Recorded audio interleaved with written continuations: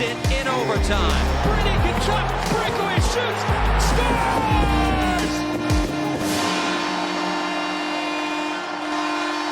Welcome to Sens Talk. My name is Brandon and I am your host.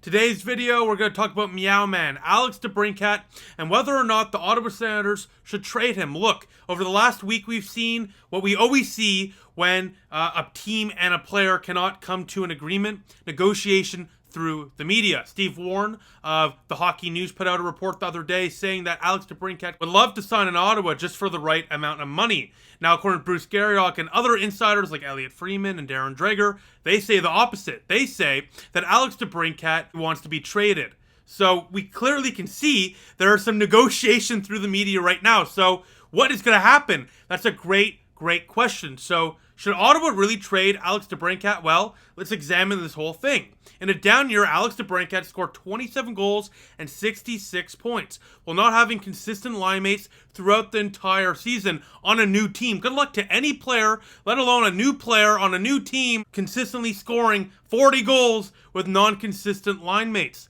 Now imagine Alex DeBrincat with a healthy Josh Norris and consistent line mates. Imagine the second line of Drake Batherson, Josh Norris, and Alex DeBrincat. That is straight nasty. So when examining whether Ottawa should trade him or not, we must consider that DeBrincat is primed for a bounce-back season. Remember, this guy hit the post 10-15 times last year. Could have scored 40 goals easily, and that was without consistent line mates, that was without a consistent center, and that was on a new team.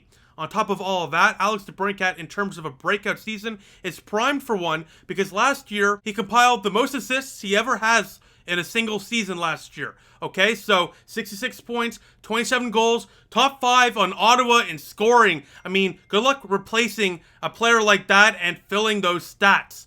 And by the way, once again, this was a quote-unquote down year for Alex DeBrincat. Why are you trading a guy in a down year that put up 66 points and top 5 in scoring? I mean, if you're pushing for the playoffs next year, good luck replacing that. As well, Claude Giroux, I love the guy. He's an absolute beauty, but he's 36. He's not getting any younger. He had a fantastic season, frankly, a career season. Most goals he's ever scored in a single NHL season was last year, over 30.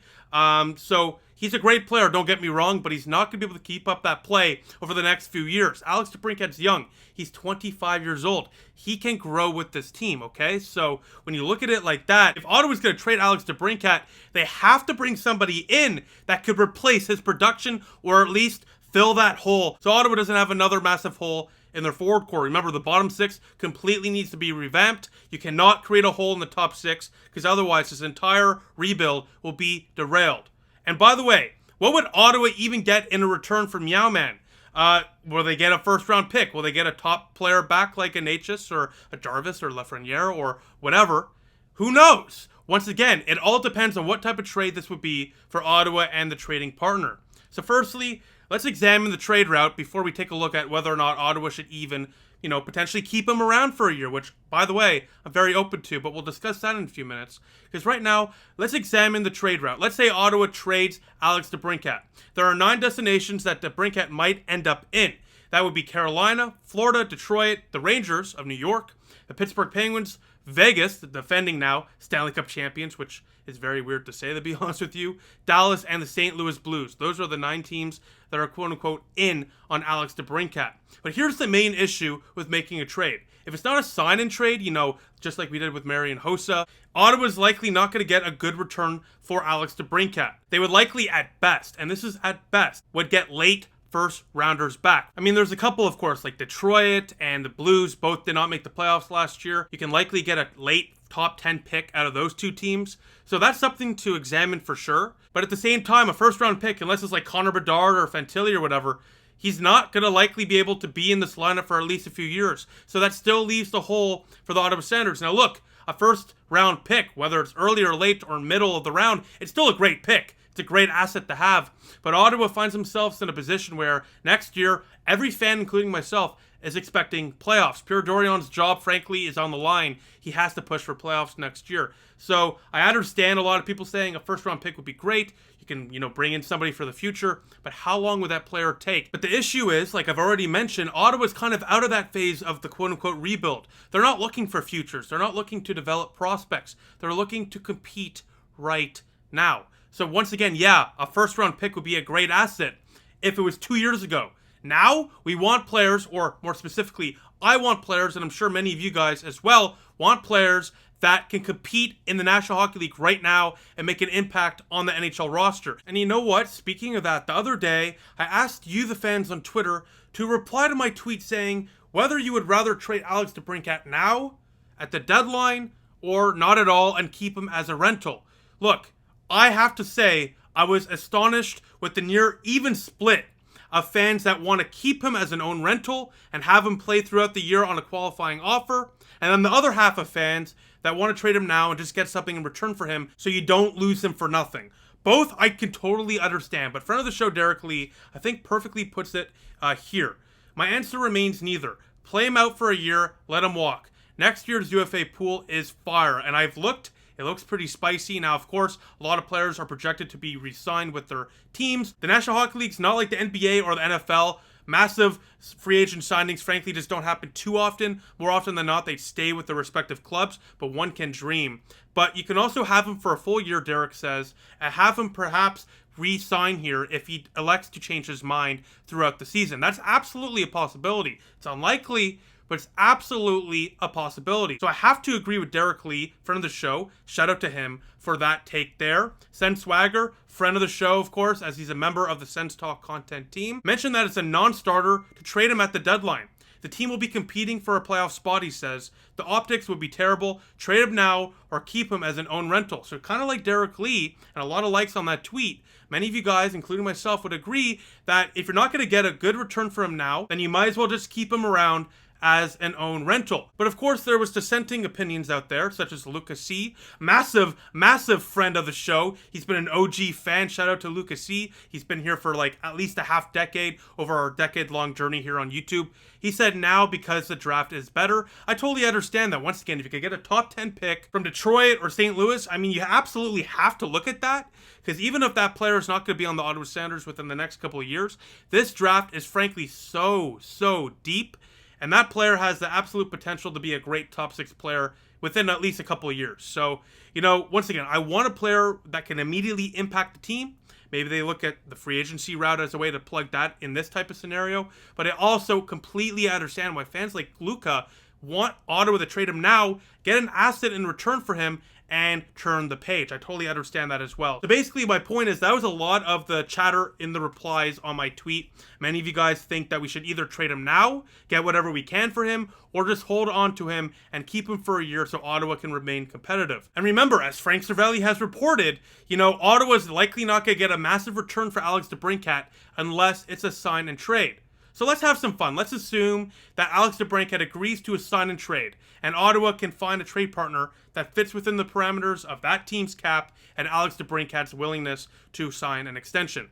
Who are a couple of teams or players that could be ideal fits for the Ottawa Senators? Well, when examining Matt Larkin's article the other day on the Daily Faceoff, where he looks at some potential fits for Alex DeBrincat and a potential package coming back to Ottawa, a couple teams really stood out to me as attractive trade partners. Those two would be Carolina and New York.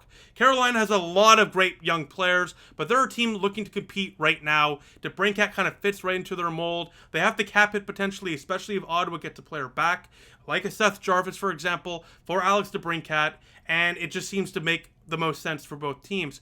Once again, Carolina, they're looking to compete right now. DeBrincat can help that. And like I just mentioned, Seth Jarvis is a young player that can help the Ottawa Senators now and in the future. He is the perfect player to replace Alex DeBrincat. He's young, only 21 years old. He had 39 points in 81 games last year, 14 goals in this season, and will be a cost-effective top 6 winger that can grow and develop with this team. He's also experienced down the middle. So let's say Mark Kaselic or Josh Norris or Tim Stützle or whoever goes down, Jarvis can easily step in and fill out that center role. So, you know, you can have Ridley Gregg step in as a center. You can have, you know, Seth Jarvis potentially fit in as a center. The point is, Jarvis, he's young, can grow with the team, has some offensive potential, easily could be a top 6 winger on this team, but as well provides even more value to the Ottawa Senators as he can play multiple positions. Another player that really came to mind is from the New York Rangers. I've seen this name very much floated out there on Sens Twitter, Alex Lafreniere, of course the former first overall pick in the Tim Stützle draft. This would be an interesting piece to acquire. Had a near identical stat line to Seth Jarvis's season last year, and likely would want a change of scenery. Look, he's been a fine player, absolutely an NHL player in the New York Rangers organization. He's been easily a top 9 player for them, in their forward core. He's been playing in the top 9 without a doubt. But he hasn't really flourished like a lot of people expected him to. I don't really know what that is. It seems like the New York Rangers, for whatever reason, cannot really develop players. We've seen it with Elias Anderson, Capo Caco. We've seen it quite often. And I'm not saying Lafreniere is a bust. He's not by any means. He has some good stats, 39 points in 80 or so games. That's very good. That's half a point per game for a young player. That's very good. He just has heightened expectations because he's a former first overall pick. So I think he can use a change of scenery. He's Canadian. He would be closer to home if traded to Ottawa as well. So I think he'd frankly be open to it. So I think this is an interesting piece to acquire in a potential trade with the New York Rangers. He also could grow with this team. He's young as well. So I think Lafreniere and Jarvis are two type of players that Ottawa should acquire in a potential sign and trade scenario for Alex DeBrincat, because once again, both are young. They won't command massive cap hits, so Ottawa can be flexible in terms of the cap. And most importantly, it's an asset that Ottawa can use to fill the hole left from Alex DeBrincat, which can as well grow with the team. They're young, like I already mentioned. So the other teams, by the way, I didn't really mention too much, like Vegas, Dallas, Pittsburgh, whatever, have some notable names too. Florida even as well. Sam Reinhart's one of the names mentioned in Matt Larkin's article. But most of those players, including Sam Reinhart, have high cap hits that frankly would not fit long-term here in Ottawa. So realistically, the market will be strong for Alex DeBrincat if he accepts a sign and trade scenario.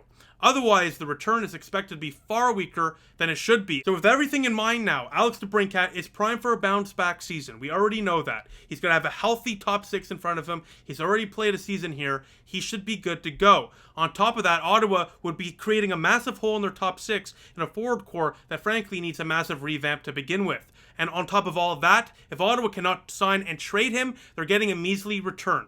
So when considering all these factors and all the context involved in this trade speculation, should the Sens even trade Alex DeBrincat, especially with what we gave up to acquire him? We gave up a first-round pick, a second-round pick, and a third-round pick.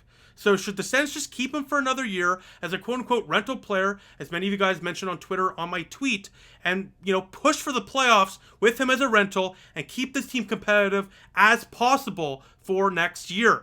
Personally, I'm certainly not against the idea whatsoever, especially with the Sens electing to take him to arbitration, which potentially, if Ottawa wins the arbitration case, would drop his cap hit by 15% to $7.65 million from $9 million. Now, that doesn't sound like a lot, Brandon. That's only not even $2 million. Not a big deal, but it really is. You got Shane Pinto to extend. You have Jake Sanderson to potentially extend. Eric Brandstrom. 3 agents that need to be brought in to replenish Ottawa's depleted, frankly, bottom 6. So that money actually would be put to great use here in Ottawa. And as well, look, it never hurts to have an elite scorer on your team at a quote-unquote discounted rate. So once again, look, if the Sens can pull off a sign and trade for a Jarvis or Lafreniere, I would be ecstatic. I would love that for Ottawa. I think that would be a great piece, a piece that can come here, grow with this team, and really develop with this team and become a great player on this team at a cap-friendly price. I think that's always an attractive option, but